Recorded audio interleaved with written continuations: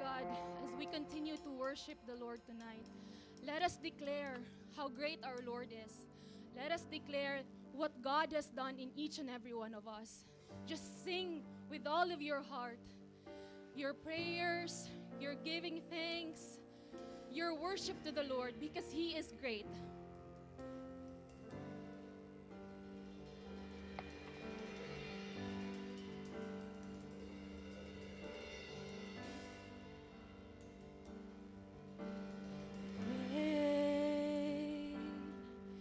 Is the Lord and most worthy of praise. The city of our God, the holy place. The joy of the whole earth.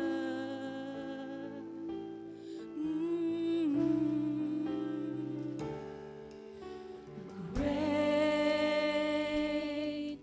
is the Lord in whom we have the victory. He aids us against the enemy. We bow down on our knees.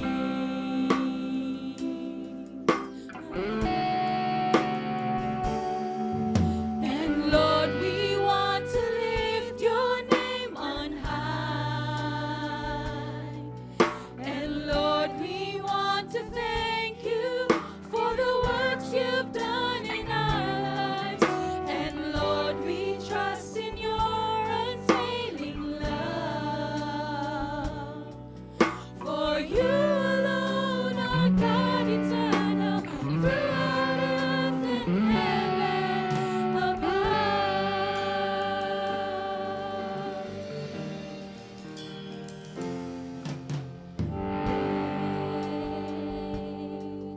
Is the Lord and most worthy of praise. In the city of our God, the holy place. The joy of the whole earth.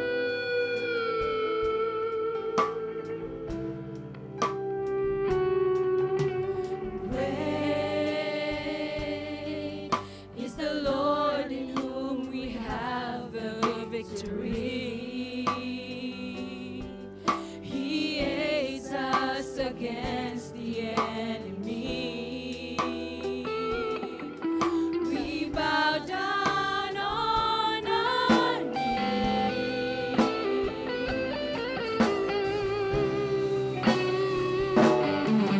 And Lord, we want to lift your name on high.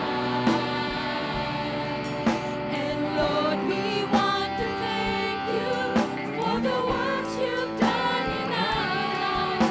And Lord, we trust in your unfailing love. For you alone are God eternal, throughout earth and heaven above. And Lord, we want to lift your name on high. And Lord, we want to thank you for the works you've done in our lives. And Lord, we trust in your unfailing love.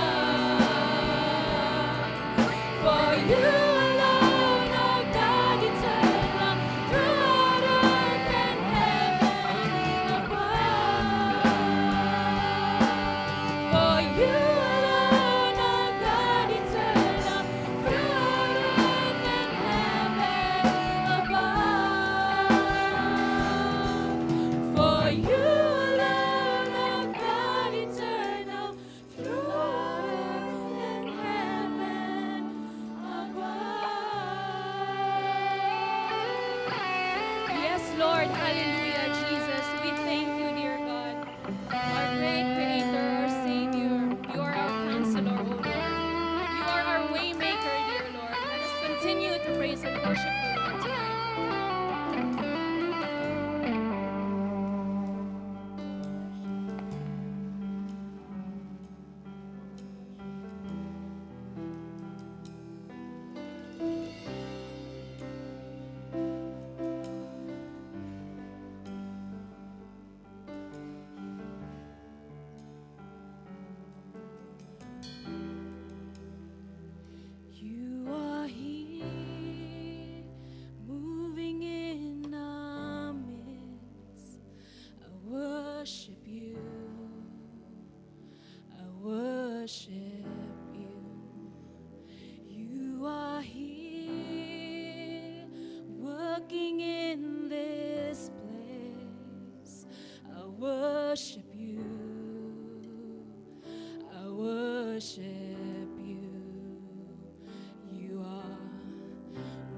Waymaker, miracle worker, promise keeper, light in the darkness, my God, that is who you are. You are Waymaker, miracle worker, promise keeper, light in the darkness, my God, that is who you are. You are here, touching every heart. I worship you, I worship you. You are here, thrilling every heart. I worship you, I worship you. You are here, turning lives around. I worship you, I worship you. You are here, mending every heart. I worship you, I worship you. You are Waymaker, miracle worker, promise keeper, light in the darkness, my God, that is who you are. Waymaker, miracle worker, promise keeper, light in the darkness, my God, that is who you are. Waymaker, Waymaker, miracle worker, promise keeper, light in the darkness, my God, that is who you are. Waymaker, miracle worker, promise keeper, light in the darkness, my God, that is who you are. That is who you are. That is who you are. That is who you are. That is who you are. That is who you are. That is who you are. That is who you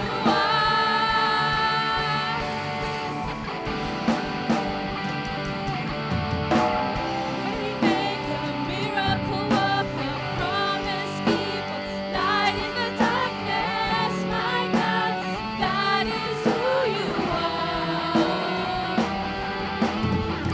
Waymaker, miracle worker, promise keeper, light in the darkness, my God, that is who you are. Yes, Jesus, you are our Waymaker. Church, tonight we come to church for different reasons. We pray for different reasons. And sometimes our prayers are not answered. Ano man yung dinadaing natin, ano yung pinagpipray natin, minsan hindi tayo nakakakita at nakakatanggap ng sagot. But tonight, church, I encourage each and every one of us. Hindi lang kayo, hindi lang kami, but each and every one of us. Let us cast our burdens to the Lord. Let us cast our worries to the Lord.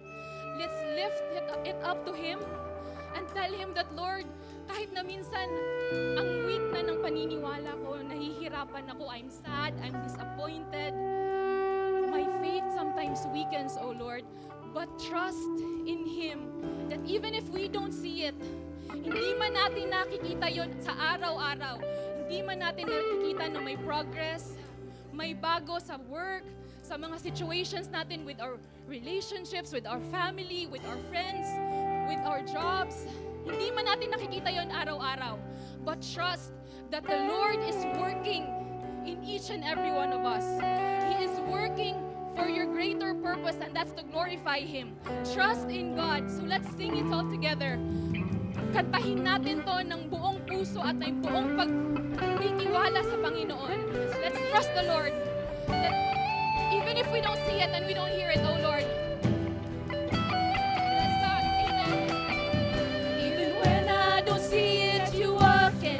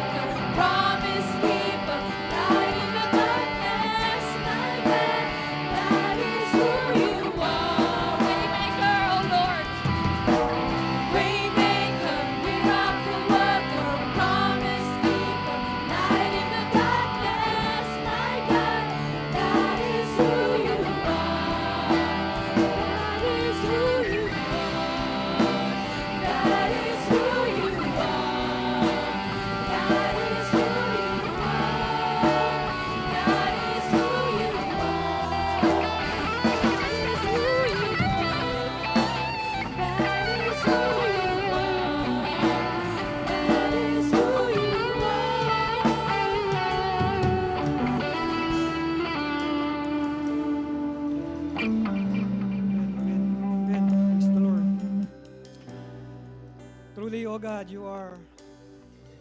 that is who you are, Father, our God. Waymaker, always working, Father. You never stop, Father. You never stop blessing your people, Father. That's why we gather, Father, to give you our highest thanksgiving, to honor your name, Father, to glorify you. In our gathering, Father, we bring you our hearts, our mind, our soul, full of highest gratitude, Father, acknowledging you, Father, that without you in our life, we cannot do anything. We cannot succeed, Father. Kaya, O Diyos, salamat. Salamat dahil hindi nagbabago ang pagka-Diyos mo sa aming buhay. Nagbabago kami, pero ikaw hindi. What can we say, Father? You are God, Father. And all we need to do is to give you praise. Maraming salamat, O Diyos. Waymaker. Kaya, O Diyos, sa mga oras na ito, ay dinadalangin namin ang bansang Pilipinas. As we hear a lot, Father, that corruption is always in our country. We see it, it's happening it's napakatagal na. And we see it's still happening right now, Father. Pero we believe, Father, that you are Waymaker. You can do all things possible that we see nothing, Father. Kaya, O Diyos, sa iyo ang aming pagtawag, sa iyo ang aming pagtitiwala. Dinadalangin namin ang aming presidente down to the lowest position in our government, Father, that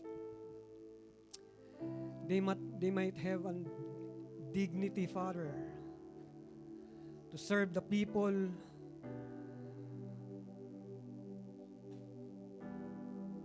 without corruption, Father.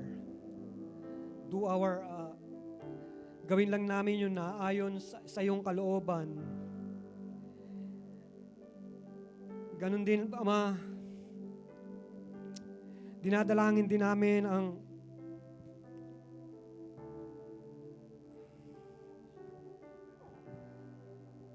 we pray for discernment in the age of technology, that believers would not be easily deceived by what sounds spiritual, but would test everything against God's word and the leading of the Holy Spirit. We pray for the truth to be honored above popularity, that worship would always point to God's truth, not human fame, trends, or viral attention. We pray for protection of worship and God's holiness, that worship would remain sacred and not be misused, commercialized, or distorted even unintentionally by technology. Tunay, O Diyos, this is the generation of technology. Napakadaling mandaya panahon na ito. But worship, Father, truth must remain, Father. Pangunahan mo ang mga mananampalataya mo, O Diyos, na patuloy kaming lumakad ayon sa iyong kalooban.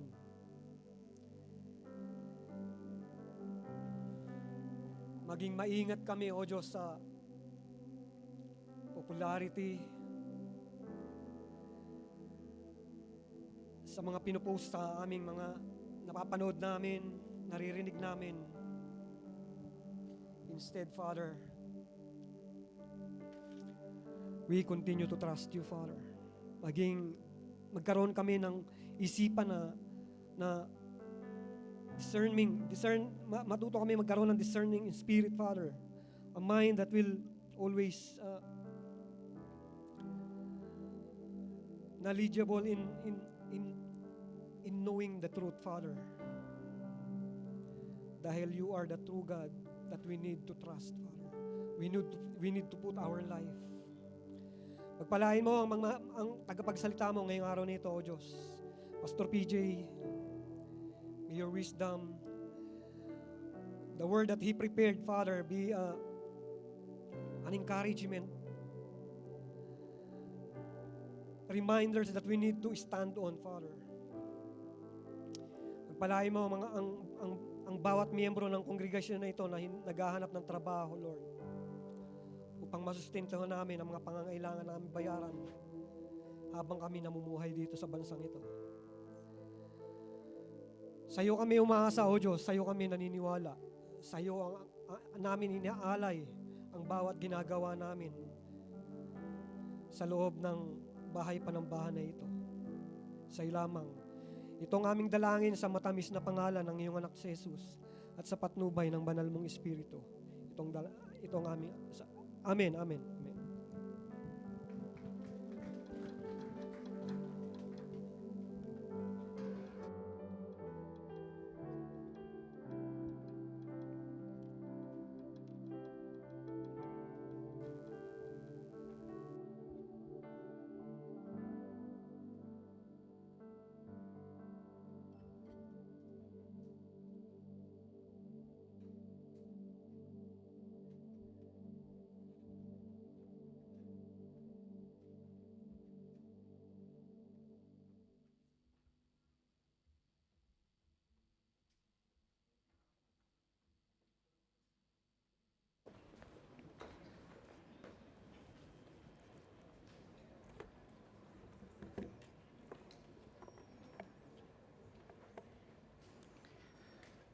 Amen. Glory to God. A blessed evening po, my dear brothers and sisters. Kumusta na po ang bawat isa?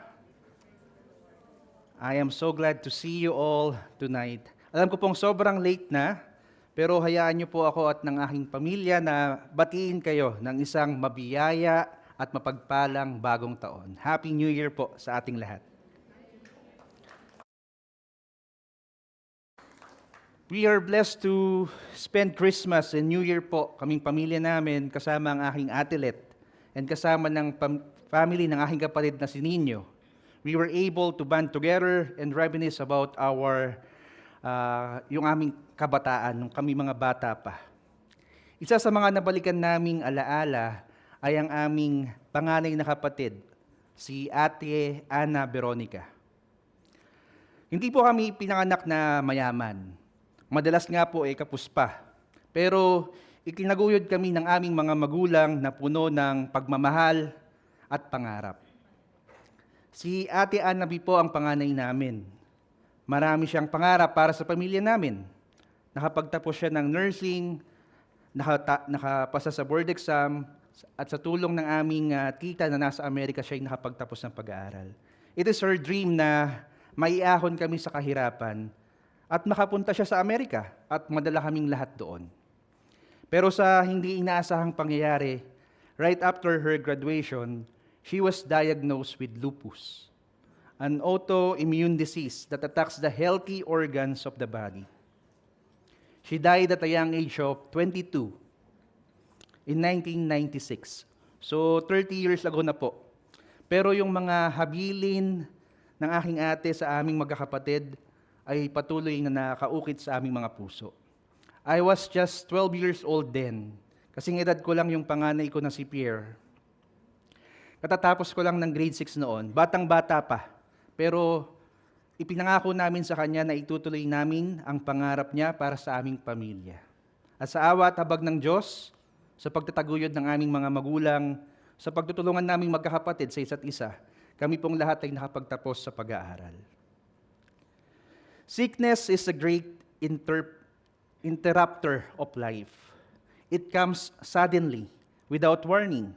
It ruins our plans, reminds us that nothing is certain, and can weaken our hope for tomorrow. tulad ng isang magnanakaw, ang karamdaman at sakit ay dumarating sa ating mga tahanan nang walang pahintulot, walang paanyaya. But it affects every part of our life. Ganito ang sitwasyon ng mga characters natin in our gospel story tonight. Last week po, we were so blessed by the powerful message of Pastor Arthur, where Jesus heals a man possessed by a demon. Ano nga po ulit ang pangalan ng demon? Legion. Oh, nakikinig po sila, Pastor. Legion dahil sila ay marami. At saan sumapi yung at saan sila sumapi nung inutusan sila ni Jesus na lumayas doon sa katawan ng lalaki? Sa mga baboy. Tama po. At yan nga ata kinuha yung name ng sikat na tindahan ng baboy sa Pilipinas. Ang Legion. Lechon pala yun, lechon. Kidding aside, alam naman natin na after this miracle, pinalayas ng Panginoon yung mga demonyo, the legion of demons, doon sa lalaki at yung mga baboy nga na siyang kabuhayan ng mga taong naroroon ay namatay, tumalon sa bangin. So, ayaw ng mga taong sa region na iyon na nandun si Jesus at ang kanyang mga disciples. So, they crossed and sailed once again on the other side. And there, our story begins. Let us all stand po muli to honor the Word of God at sama-sama po natin itong basahin. Mark chapter 4, verses 21 to 43. And when Jesus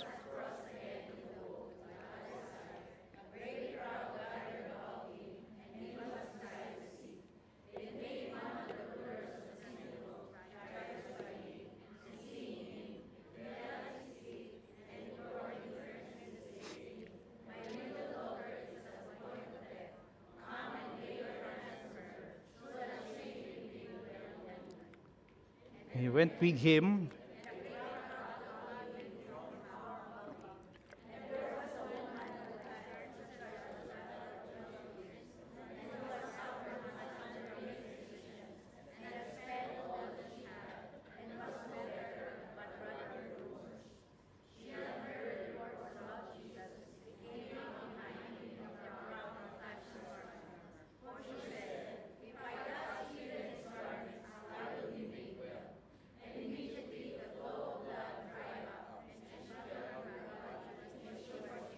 Of her disease. Immediately turned about in the crowd and said, "Who touched my garments?"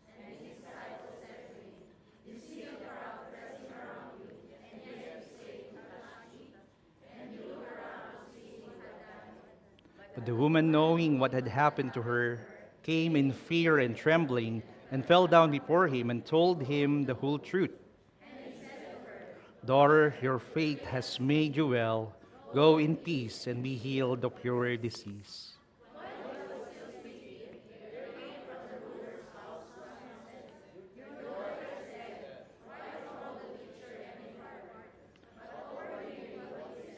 Jesus said to the ruler of the synagogue, "Do not fear, only believe."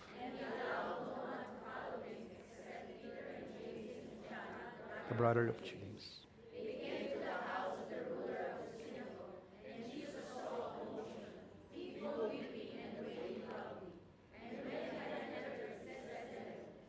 "Why are you making a commotion and weeping?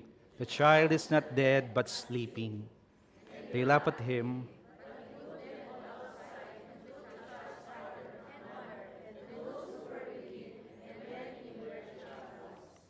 Taking her by the little Talita Kumi, which means little girl, I say to you, arise.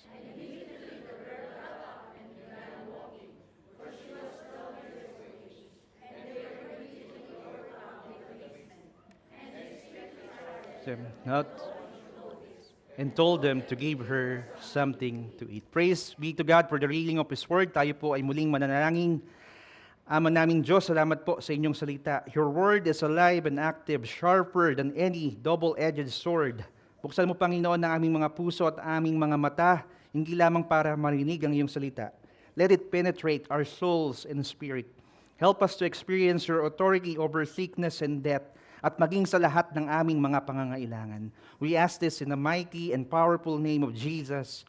Amen and amen and amen. So ito nga po ang tatalakayin natin ngayong gabing ito.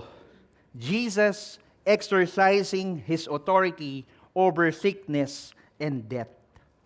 Isa sa pinaka-sensitive na paksa ng buhay ng tao ay ang karamdaman at kamatayan. Sickness and death. Kapag may sakit, agad tayong nagwo-worry. Kapag may hindi magandang balita, mabilis tayong mawalan ng pag-asa.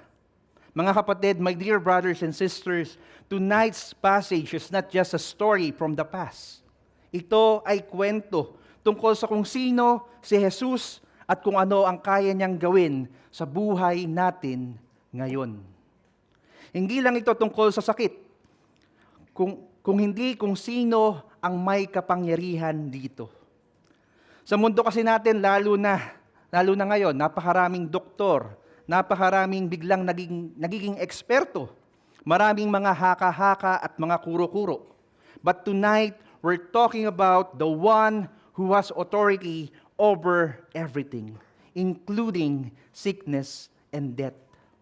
In the first part of the story, we were introduced to a man named Jairus.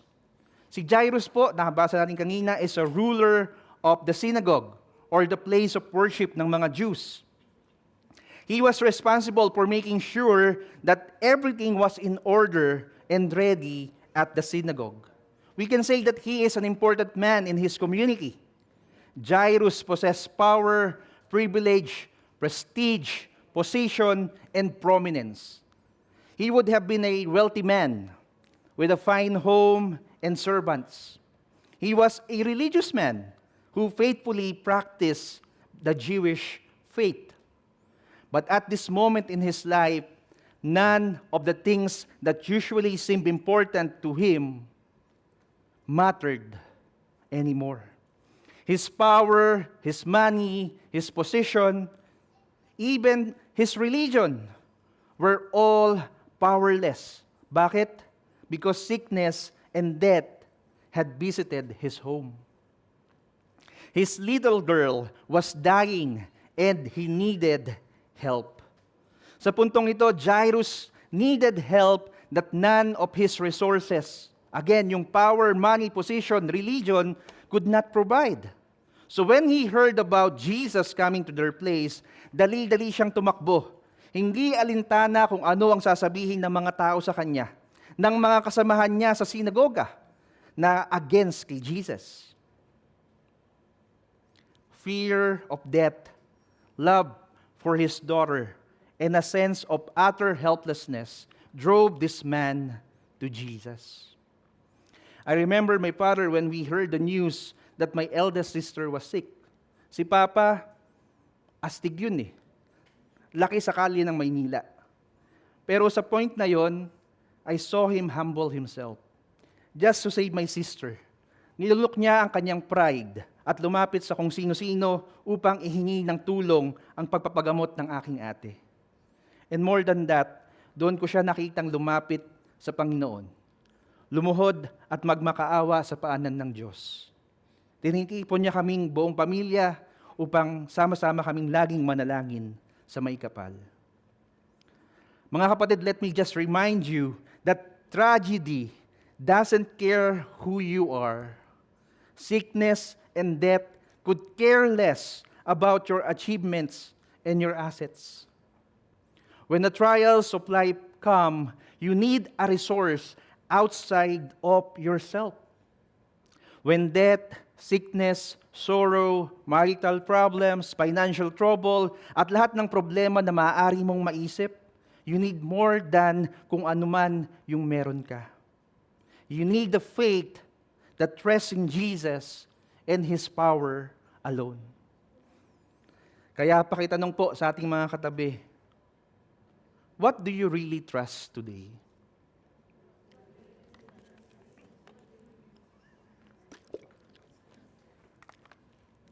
Jesus listened to the cry of this father's faith at agad-agad silang nagmadaling puntahan ang kanyang anak na nasa bingit ng kamatayan. So they tried to pass yung sobrang daming ng taong naghihintay at nag-aabang kay Jesus, eager to see His miracles, eager to hear His words of life. And some are also eager to see Him fail. Pero sa kabila ng kanilang pagmamadali, we were introduced to another character, a woman whose name was not mentioned, pero tulad ni Jairus, she is also desperate. Jesus was interrupted by a very sick woman. Her face is marked with lines of agony. For 12 years, she had suffered, and 12 years is a long time. Imagine po natin 12 years na dinudugo yung babaeng ito. At hindi lang ito basta simpleng sakit. It is not just a physical sickness. Ang sakit ring ito ay isang kondisyon na naghiwalay sa kanya mula sa lipunan, mula sa kanyang sariling pamilya, mula sa relihiyon.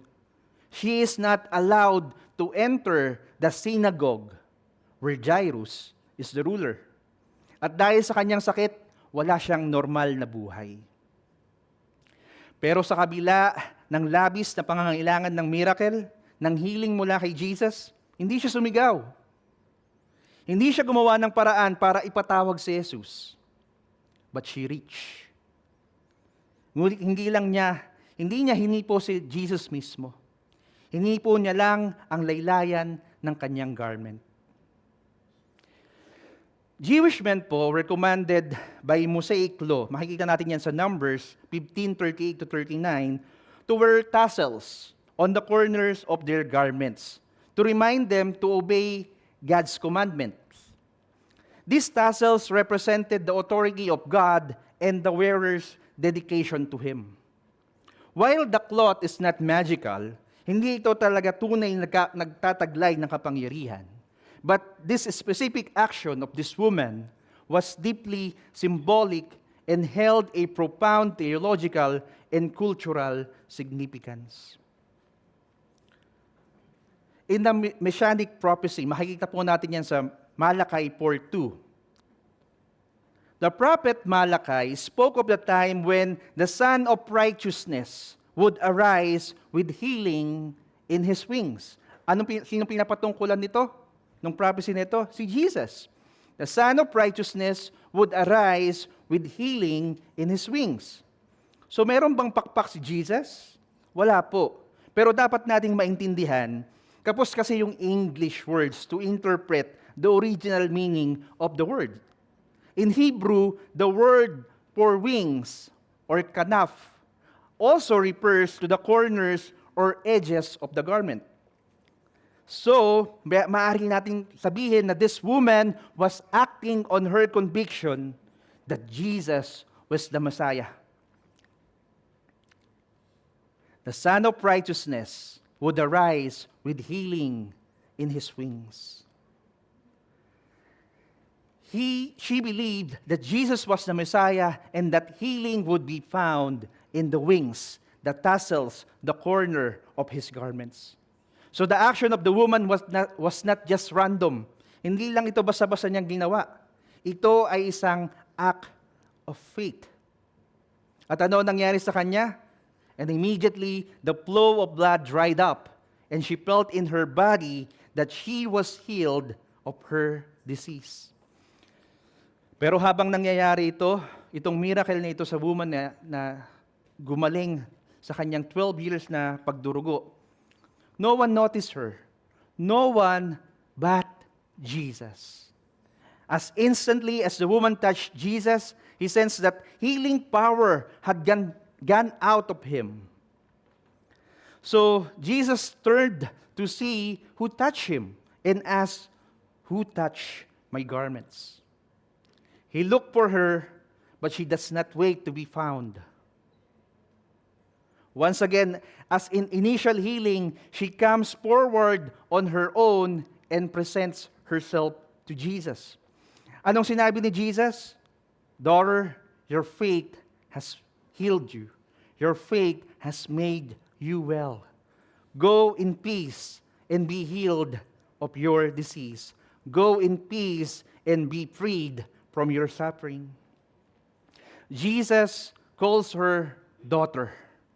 He had been a daughter of sickness. He had been a daughter of death. But now, she is the daughter of life. In an instant, her body regains control.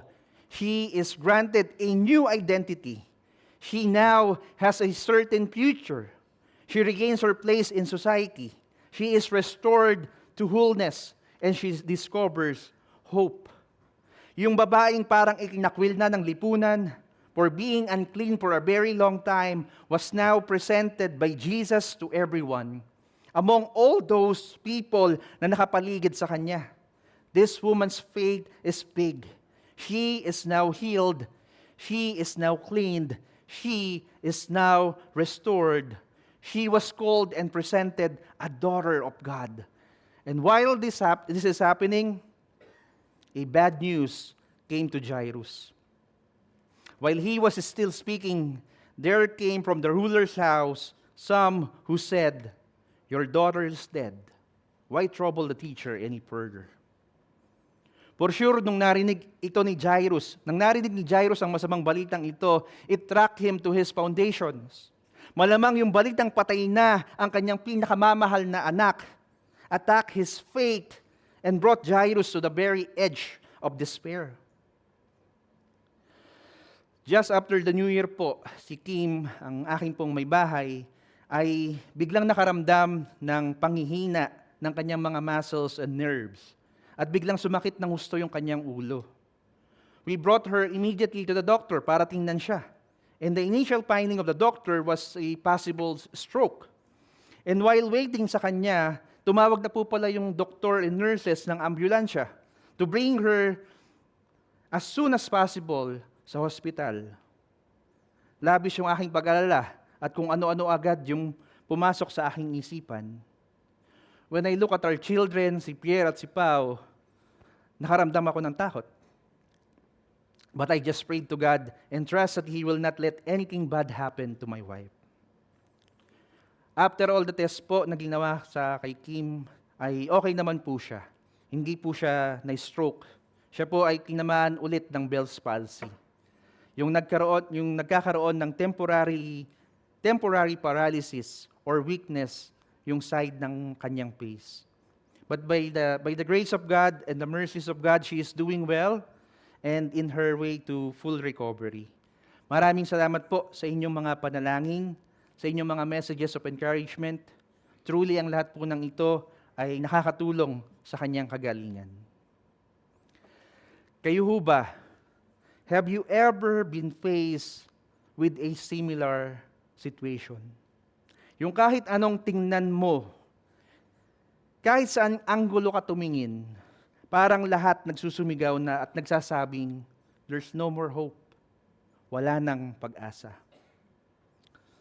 Si Mary at si Martha must have felt the same way. They called for Jesus to heal their brother Lazarus, but there was a delay. Nung dumating si Jesus, 4 days nang patay si Lazarus. They thought all hope was gone. What they did not know was that what seemed to be a delay was merely setting the stage for a greater miracle. Ganon din malamang ang naramdaman ng kanyang mga disciples sa story natin noong nakaraang linggo. In the middle of a violent storm, parang wala nang pag-asa to. Maluludod na tayo dito. They thought there was no hope. They thought the Savior was not moving on time. Again, what they saw as a delay was merely setting the stage for a greater miracle. Hindi kasi natin nakikita yung pagkilos ng Diyos behind the scenes. Gaya nga ng sabi sa atin kanina ni Sister Clarissa. Ang gusto natin, yung timing natin ang sundin ni Lord. Gusto natin si Lord yung mag-adjust. Gusto natin ngayon na, ora mismo, agad-agad. Pero tandaan po natin, God doesn't run on our schedule. God is not bound by the constraint of time and space. Hindi po natin pwedeng imagine na si Lord ay may orasan. Okay, time na. Hindi po siya kumikilos sa ganun. Wala siyang relo, wala siyang orasan, wala siyang kalendaryo. But the delays of life are designed to increase our faith. Naalala niyo po ba si Joseph? After niyang managinip that he will be one day be big in his family. Suddenly, kabaligtaran ang lahat ng nangyari. His brothers throw him doon sa balon. Ibinenta siya para maging slave. Nakulong pa siya ng mahabang panahon.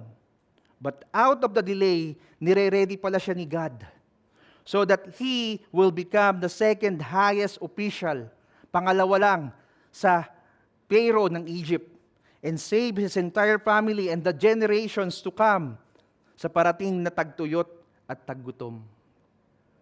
When God doesn't move as quickly as you might like, trust Him anyway. When God doesn't move as quickly as you might like, trust Him anyway. Gaya ng ginawa ni Jairus, kahit ano pa mang balita yung narinig niya, at gaya ng sinabi sa kanya ni Jesus, do not fear, only believe. Makikisabi nga po sa mga katabi natin, do not fear, only believe. So Jesus, Peter, James, and John, and Jairus continued to Jairus' house. At nang sila ay malapit na sa bahay, marami ang nag-iiyak, tumataghoy, or wailing. Customary po kasi sa Jewish law na merong mga mourners, or kung para sa atin, para makarelate tayo, sabihin na lang natin crying ladies kapag may namatay. These mourners showed up as soon as there was death. They began to wail, cry, and scream, calling the attention of everyone to the fact that death had invaded a home. At kahit po hanggang ngayon, dito sa Middle East, may ilan pa rin po na nagko-continue ng ganyang practice.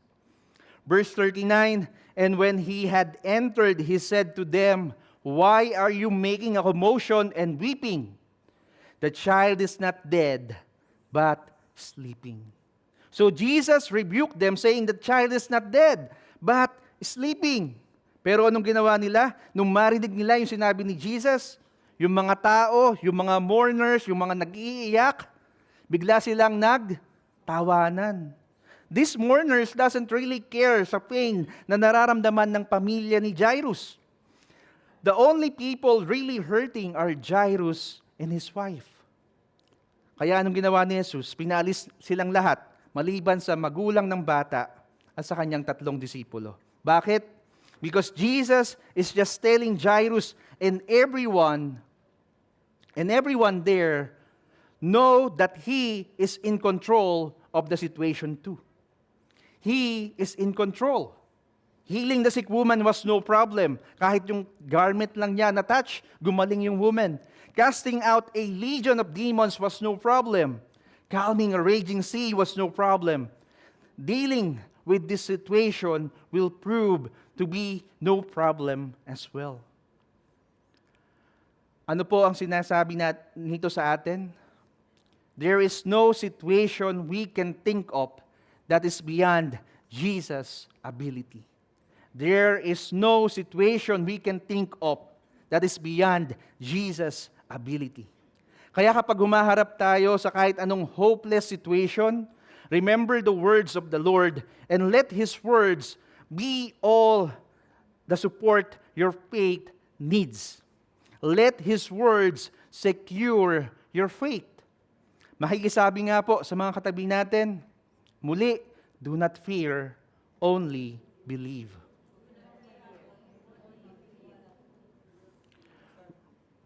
Regardless of your situation, you can trust Him with absolute confidence.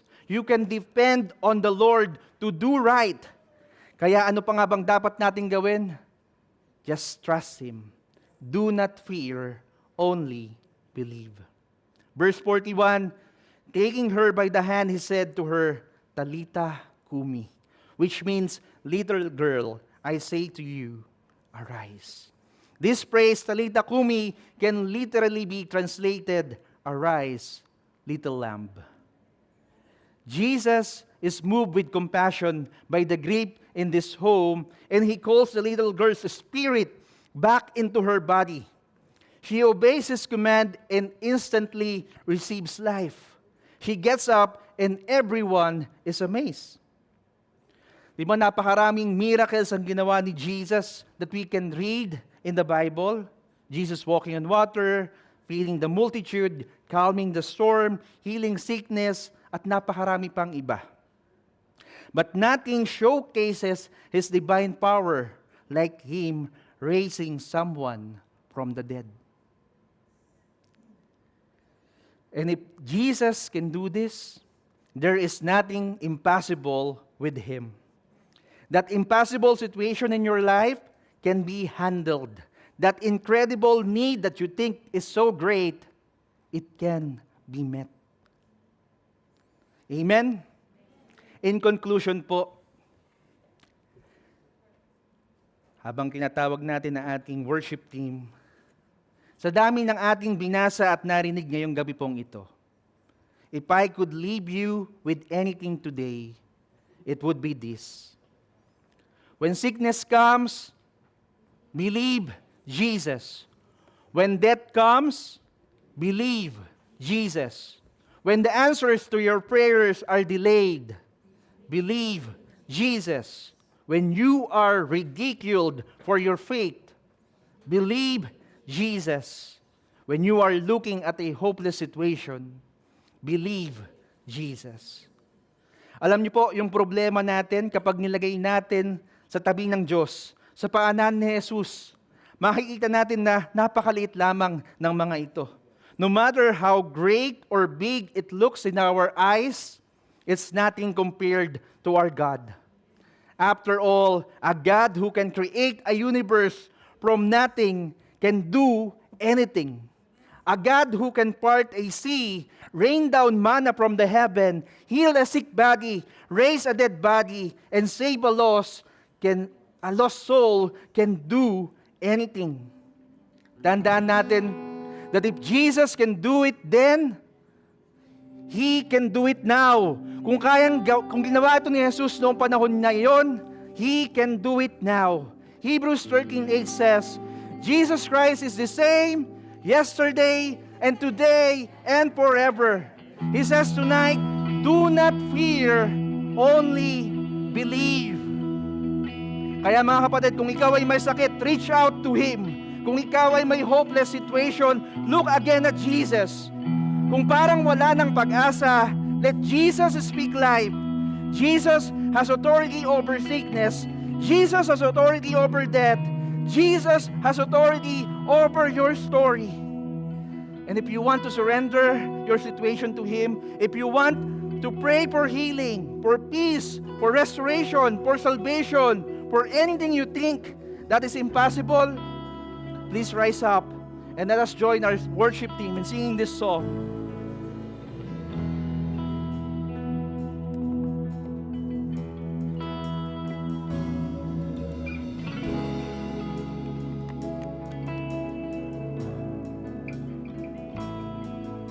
You hold my every moment. You calm my raging seas. You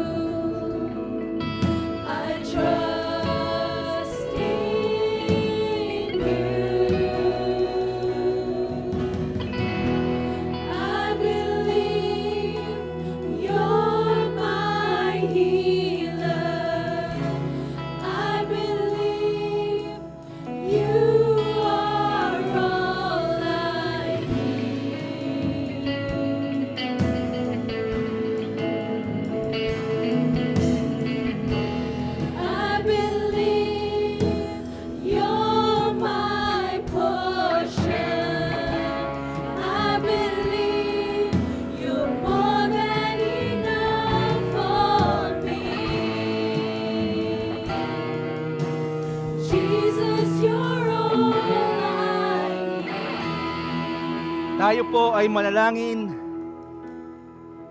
Let us pray. Ama naming Diyos, sa gabing ito, kami po ay lumalapit sa inyo ng may mapagpukumbabang puso. Salamat po sa inyong mga salita, nagpapaalala sa amin na ikaw ang may kapangyarihan sa lahat, sa karamdaman, sa kahinaan, sa takot, at maging sa kamatayan. As we sing the song, Panginoon, habang inaawit namin ang kantang ito, hinihiling namin, Panginoon, na ang bawat salitang ito ay aming maging panalangin. Maging panalangin ito ng aming mga puso. You are our healer. Ikaw ang aming dakilang manggagamot. Our Jehovah Rapha, the Lord who heals. Ang aming tagapagligtas, ang aming buhay, ang aming pag-asa. Panginoon, para sa mga kapatiran na may mga dinadala pong karamdaman sa kanilang mga pisikal na katawan, hipuin mo ng iyong mapagpalang kamay ang kanilang mga katawan. You healed the woman who was sick for 12 years. You brought life to the daughter of Jairus back then. Ikaw rin ang Diyos na kayang magbigay ng lakas at kagalingan sa amin ngayon. Para sa mga sugat sa damdamin, may bigat ng puso, may takot na hinaharap, iparanas mo po ang iyong kapayapaan. May your peace that transcends all understanding be with them. Tulungan mo kaming marinig ang iyong tinig na nagsasabing, do not fear, only believe. Para sa mga nawawalan ng pag-asa, para sa mga naghihintay ng iyong kasagutan, para sa mga nasa gitna ng delay at pagsubok, ipaalala mo sa kanila that you are never late, your timing is perfect, and your ways are always just. Panginoon, inaalay namin sa iyo ang aming buhay, ang aming pamilya, ang aming mga pangarap, at ang aming mga alalahanin. Kami ay natitiwala, kami ay mananampalataya, dahil ikaw ang Diyos who has authority over everything. Maraming salamat po, Panginoong Jesus, dahil ikaw ang aming healer, ikaw ang aming tagapagligtas, ikaw ang aming buhay at pag-asa. Sa iyong makapangyarihang pangalan kami ay nananalangin. Sa pangalan ni Jesus, Amen and Amen and Amen.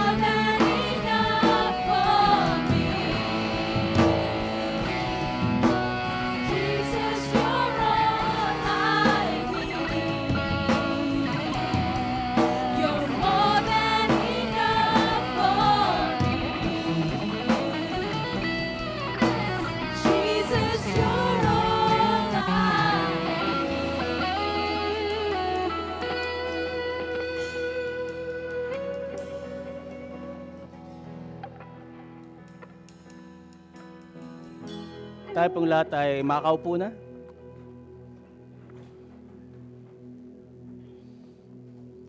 We come now to the table of the Lord, and this sacrament was instituted by Jesus Christ Himself. Nung sa araw na siya po ay betrayed and handed down to the officials of the Roman garrison,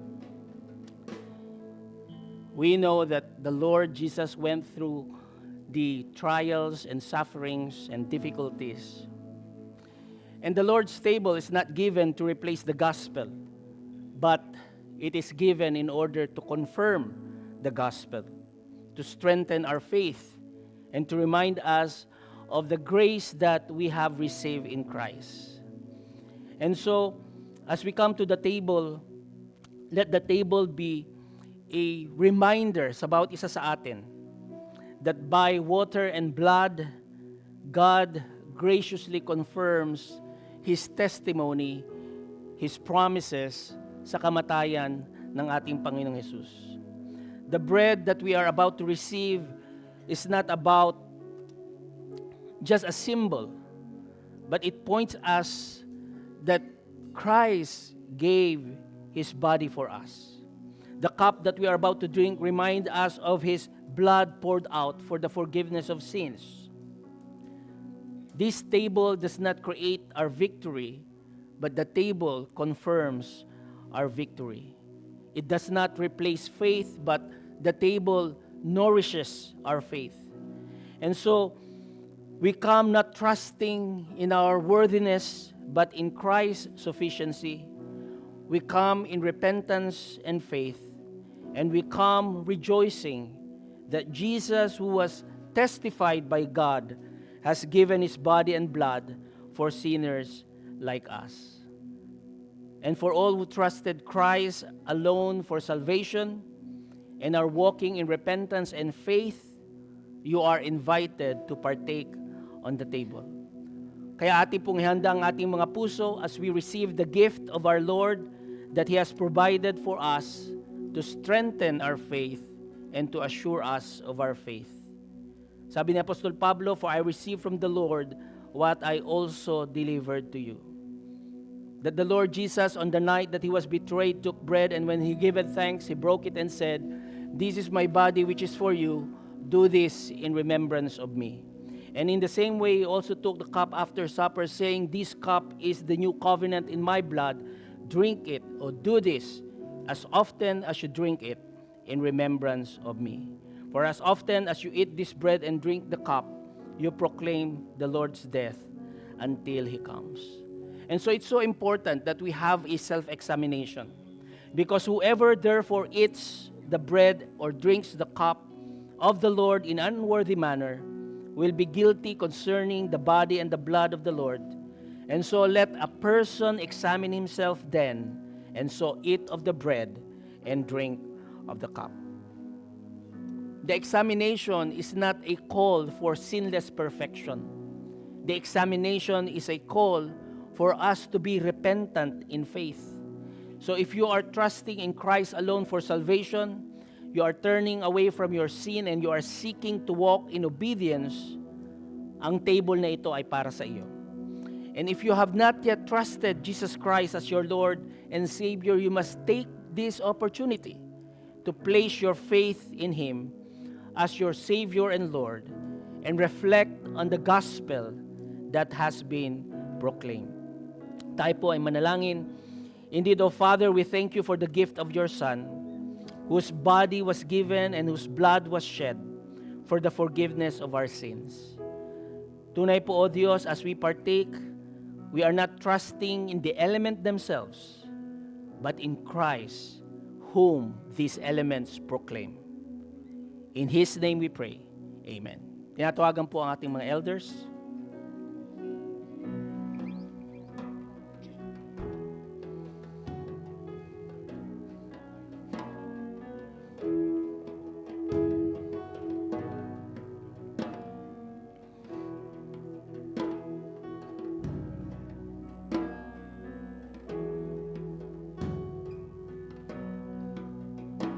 Are you hurting and broken within? Overwhelmed by the weight of your sin? Jesus is calling. Have you come to the end of yourself? Do you thirst for a drink from the well? Jesus is calling. Oh, come to the altar. The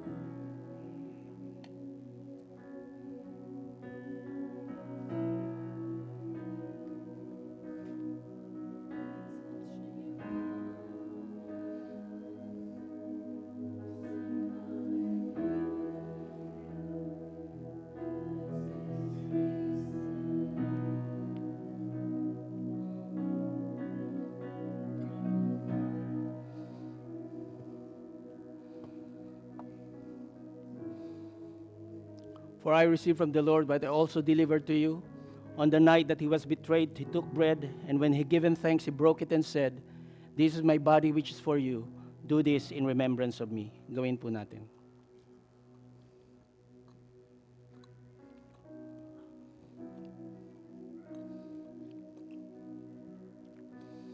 In the same way also, he took the cup after supper, saying, "This cup is the new covenant in my blood. Do this as often as you drink it in remembrance of me." Gawin po natin. I request Brother Elton to lead us in prayer. Let's pray. Panginoong Ama, salamat nga po sa reminder. Salamat sa iyong pagmamahal sa amin, sa pagpapadala ng inyong anak na si Jesus. Jesus Christ, thank you for your sacrifice. And thank you for the reminder of what you have done for our lives. Thank you for this church, that we're all together here celebrating what you've done. And may we continue to guide, may you continue to guide us sa araw-araw, Panginoon, sa lahat ng aming ginagawa, O God. And may we continue to give glory to your name and take you from back. This is our prayer in Jesus' name. Amen.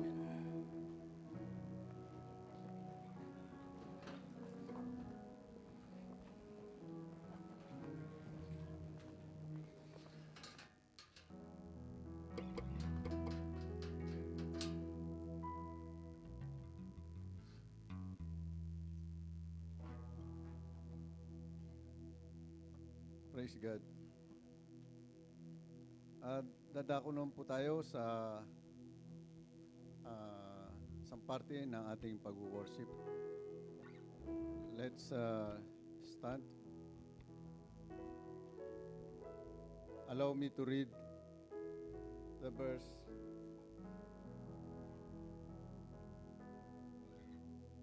Malakay 3:10. Bring the whole tithe into the storehouse, that they may be food in my house.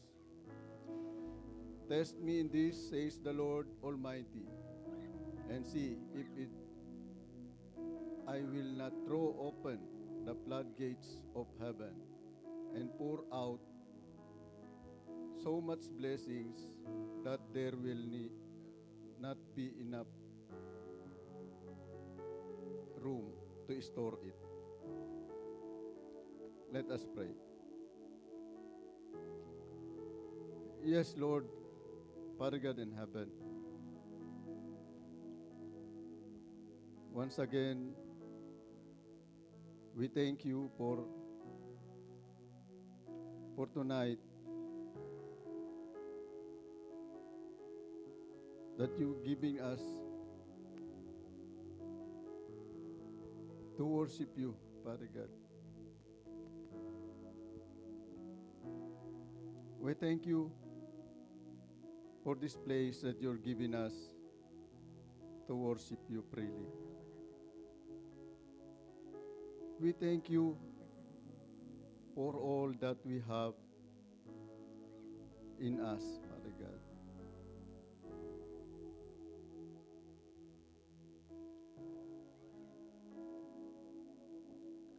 We thank you for your loving us, Father God.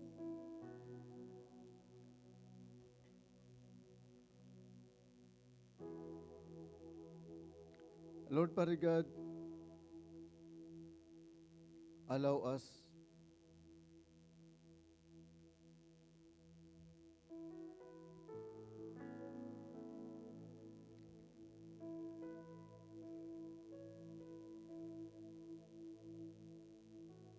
Father God, to return your love through giving, Father God.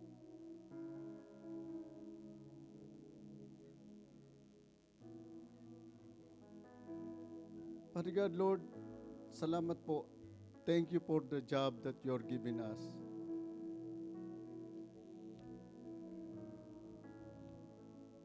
Thank you for your Thank you for the shelter that you've given us. Thank you for everything, Father God.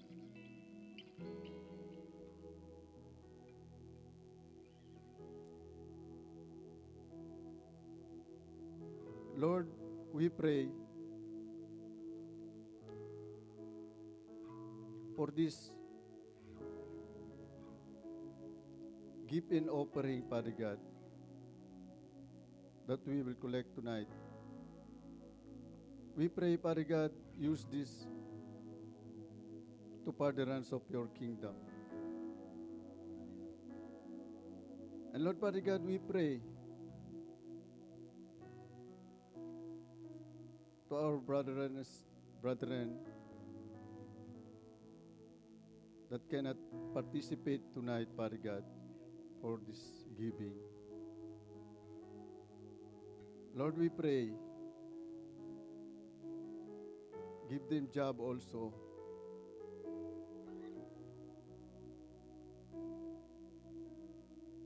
The job that come from you, Father God. Have time to worship you in spirit and in truth. So that, Father God, next time we will come together to worship you in giving. Once again, Lord, we praise you, we thank you, and we honor you. All these things we pray in the mighty name of Jesus Christ. Amen.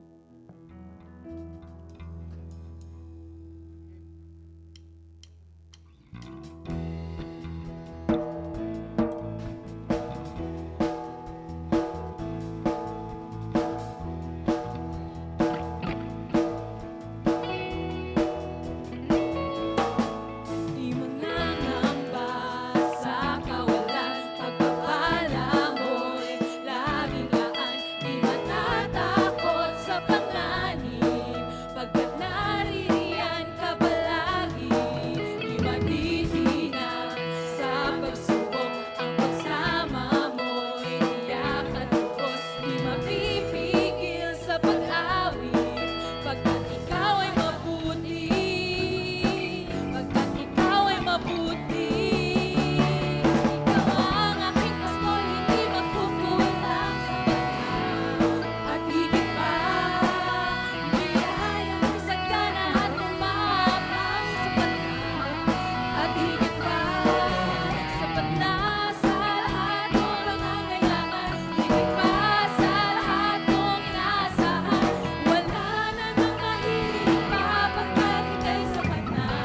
Ika'y sapat na at higit pa.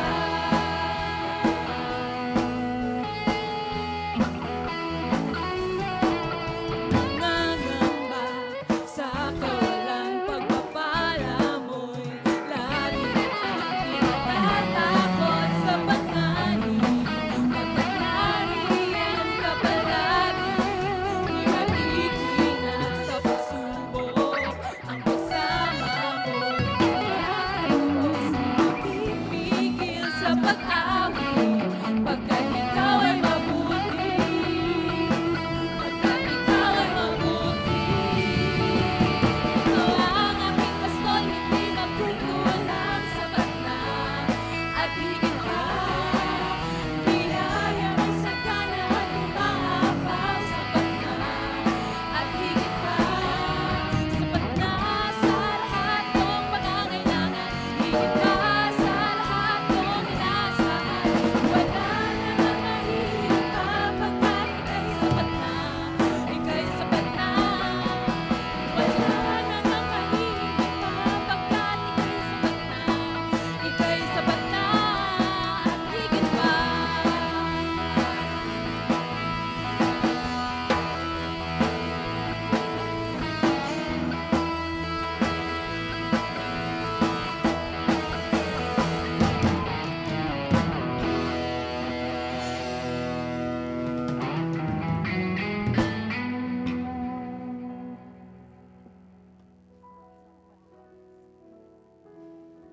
Praise God. Blessed evening po sa sa ating lahat. And tonight po, we are also blessed to have 2 newcomers po. As I call your name po, please stand up para ma-recognize po kayo ng ating congregation. Let's welcome Sister Annie Rose Espinas.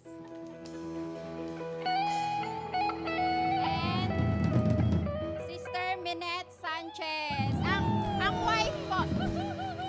Wife po ni Brother Joshua. Okay, praise God. Magkasama na po sila. Na-excited. Okay, let's go na po sa ating announcement. Discipleship po sa Saturday. Please attend po discipleship by Pastor PJ po from 5 to 6:30 p.m. po. Sa baba po yun.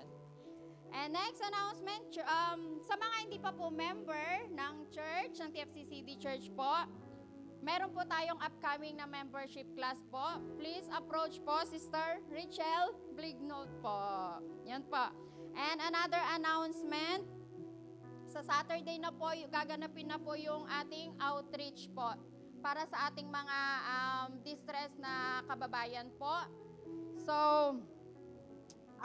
ito po ay sa Sabado, January 24, from 11 a.m. to 2 p.m. po sa Migrant Workers Office na dating Polo OWA. So sa mga nais mong magbigay ng inyong mga donasyon, please approach po ako or si Brother Ray para makuha po namin yung mga donation. Actually po, yung iba nandun na po sa table na yon. And higit po sa lahat, let us pray po sa outreach na ito and let us also pray po sa mga kababayan natin na distress po na i-open ni Lord yung heart nila, hipuin ni Lord yung heart nila and maranasan din po nila yung love and yung hope na nagmumula kanino po? Kay Jesus. Yun lamang po. Maraming salamat and see you po bukas sa ating outreach service po sa Borjuman po. Good night po and God.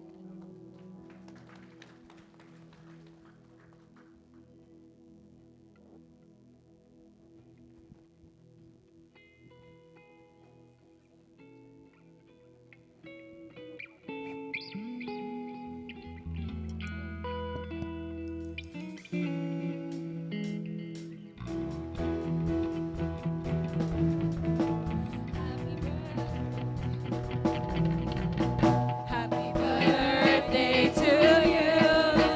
Happy birthday to you. Happy birthday, happy birthday, happy birthday to you. Happy birthday to you. Happy birthday to you. Happy birthday, happy birthday. Happy birthday to you.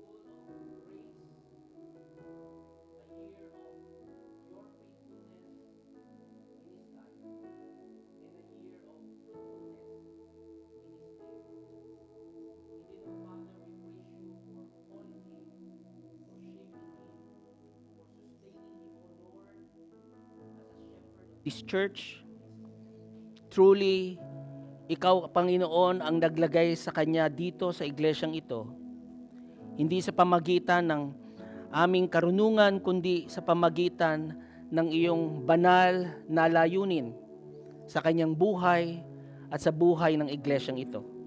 Maraming salamat, O Diyos, sapagkat napakabuti niyo po sa kanyang buhay. Grant him wisdom and above all, Father, a purity of heart. Ilayo niyo po siya, Panginoon, sa anumang discouragement. Continue to renew his faith daily. Strengthen him, O Father, especially from the many challenges and trials and difficulties na kinaharap ng isang pastol ng iyong iglesia. Indeed, O Father, bless his ministry.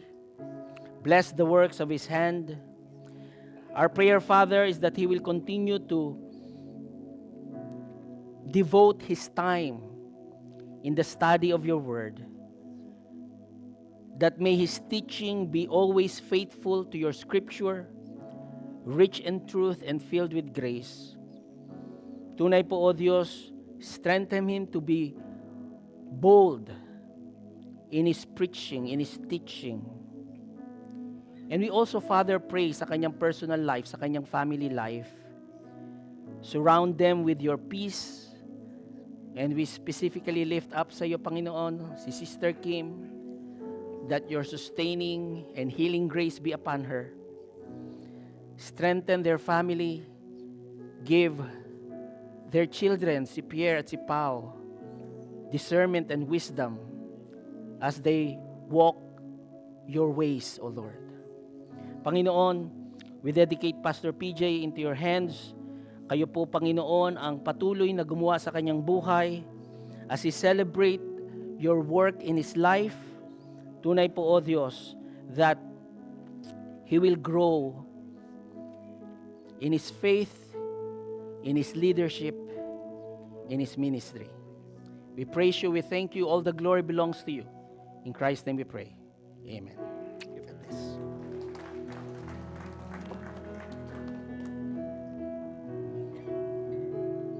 Let us pray. Our Heavenly Father, we thank you. Napakabuti niyo po, Panginoon, sa buhay ng bawat isa. We thank you, Father, because you have given us your Son. Na sa gitna ng mga suffering, sa gitna ng mga trials and difficulties ng buhay na ito,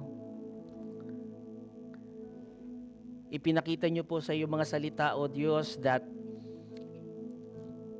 it is Jesus who knows and understands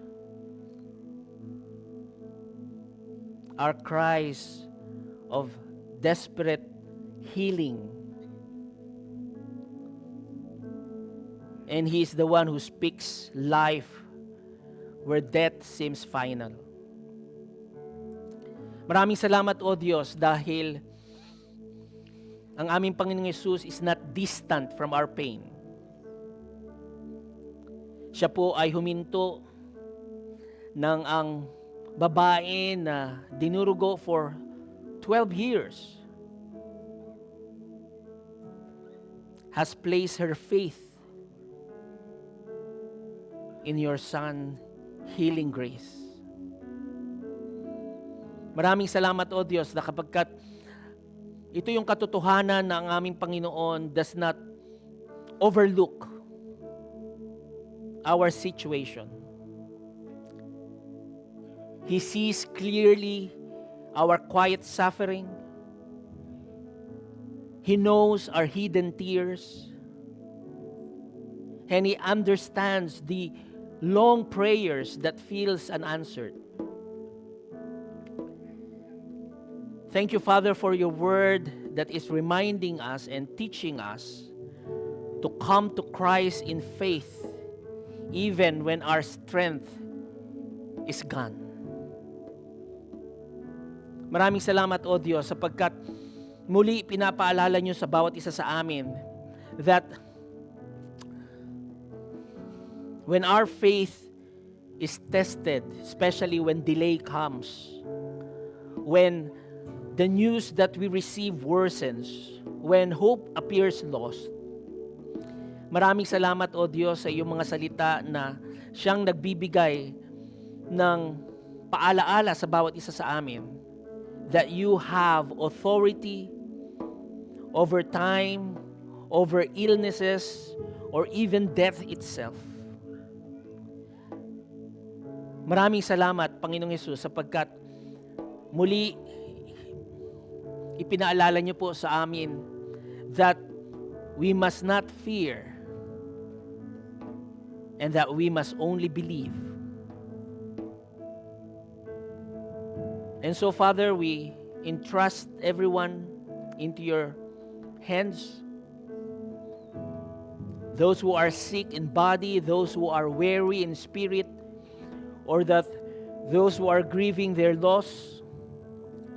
Indeed, O Father, comfort the brokenhearted, strengthen the weak, restore the hope to those who feel that death, whether that is physical or emotional or spiritual, they don't have the final word.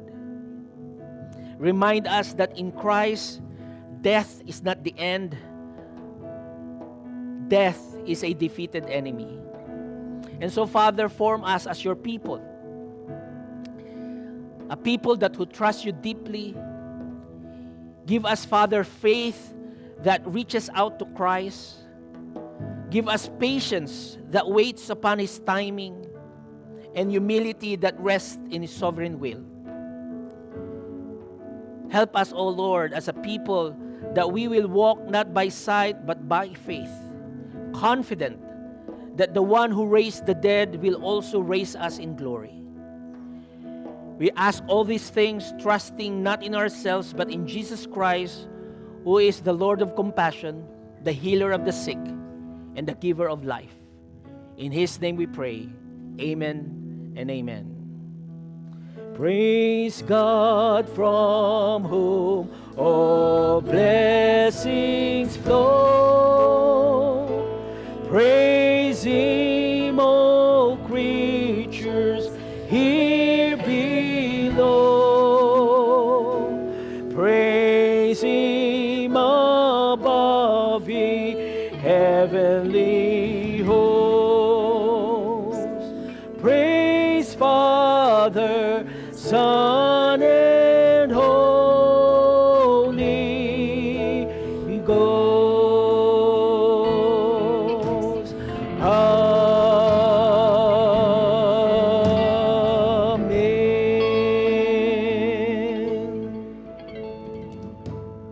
Glory be to the God, our Father, who sent His Son to bear our griefs and conquer death. Glory be to Jesus Christ, who speaks life with the word and raises and the dead by His power. Glory be to the Holy Spirit, who gives faith to the fearful and hope to the hopeless. Mga minamahal na kapatid, go now in the peace of Christ, trusting in His authority over sickness and death. And may the God who gives life strengthen your faith, calm your fears, and fill you with hope. May the grace of the Lord Jesus Christ and the love of God the Father and the fellowship of the Holy Spirit be with you all. To the triune God be honor and dominion and power now and forever. Amen and amen. A blessed good evening po. Pagpalain po kayo ng Panginoon.